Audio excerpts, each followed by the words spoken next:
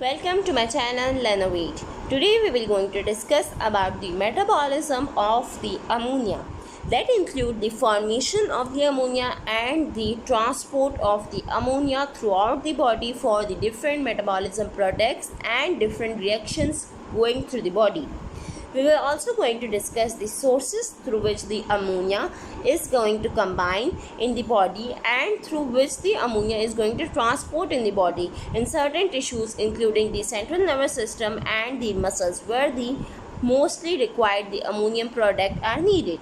So starting from the sources of the ammonia. So guys, here you can see I have written some of the few sources through which the ammonia can be taken, not the free ammonia. The free ammonia having a different source that we have discussed in an amino acid pool video. So here you can see there is written the sources of the ammonia that is coming from the glutamine. The first source is the glutamine. The glutamine, as we all know, is the combining product from the glutamate. When the glutamate, the amino acid glutamate, when it is degraded with the release of ammonia, there is a formation of a glutamine.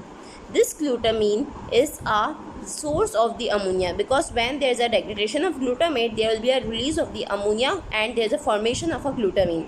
So the first source is the glutamine. There is also the conversion of this ammonia into the ammonium for the acid-base balance of the body. So this is another usage of this ammonia that is produced from the glutamine. The second source of the ammonia production is from the urease, that is a bacteria in the body, and it releases the ammonia as a free ammonia or it can be as a ammonium. The biogenic amines that are the dietary sources of the ammonia. When we take the ammonia nitrogenous products or the protein in the diet, there will be a production of the amino acid, and when these amino acid will going to degrade, they will release the ammonia. So here we can also give this product the ammonia.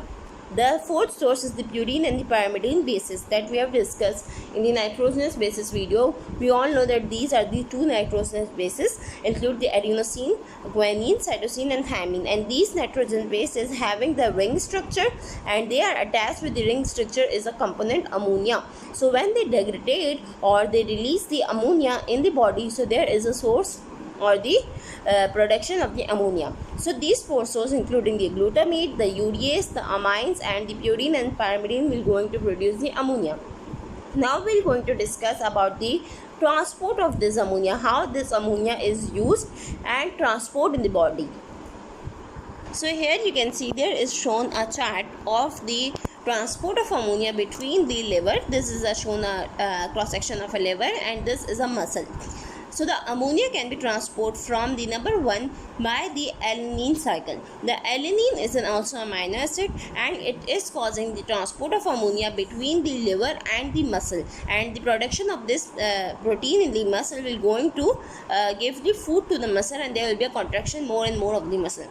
So how this happen? There is a ammonia that we have discussed is produced from certain sources. Will going to produce the alanine by combining with the pyruvate, and this pyruvate is coming from the liver where the glycolysis have been take place and there is a conversion of a glucose to pyruvate, and this pyruvate is going to come from the liver to the muscle, and this pyruvate is going to combine with the ammonia that we have taken from the source or any amino acid. Here is shown the biogenic amine is the source of ammonia, and when this ammonia is going to combine with the pyruvate, there is a conversion of the pyruvate into the alanine, and by the enzyme that we call as the alanine aminotransferase, or we also call as the ALT.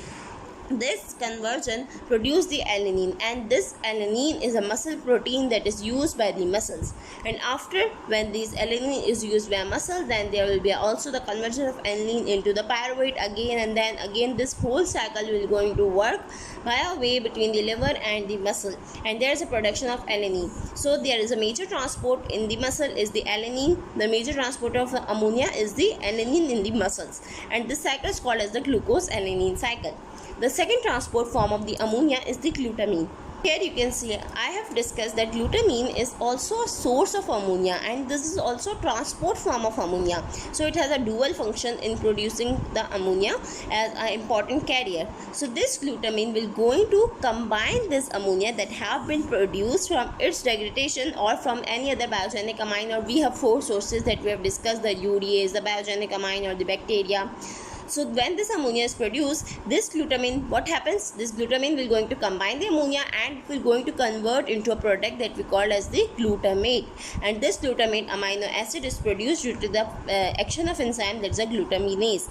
And then this glutamate is going to carry this ammonia into the central nervous system, into the brain, where there is a need of ammonia. So the carrier of the ammonia into the brain or the central nervous system is the glutamate by the conversion of the ammonia into the glutamine.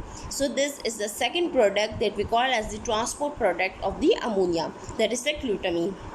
The third and the last product of the utilization and the transport of the ammonia out of the body, not inside the body, is the urea.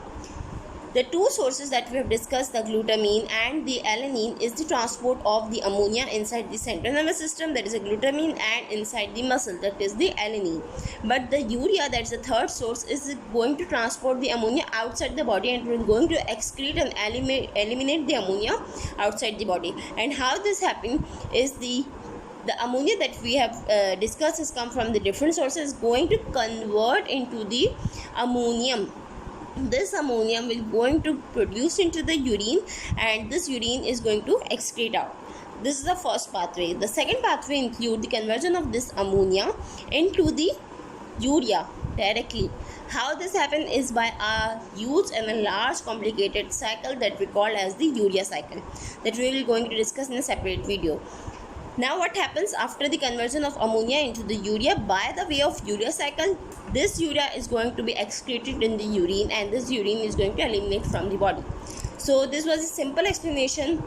I hope you'll be explained well, and I have covered all the topics about the ammonia metabolism, including the sources, the transport forms of the ammonia, and the conditions how the body can transport and excrete it outside the body.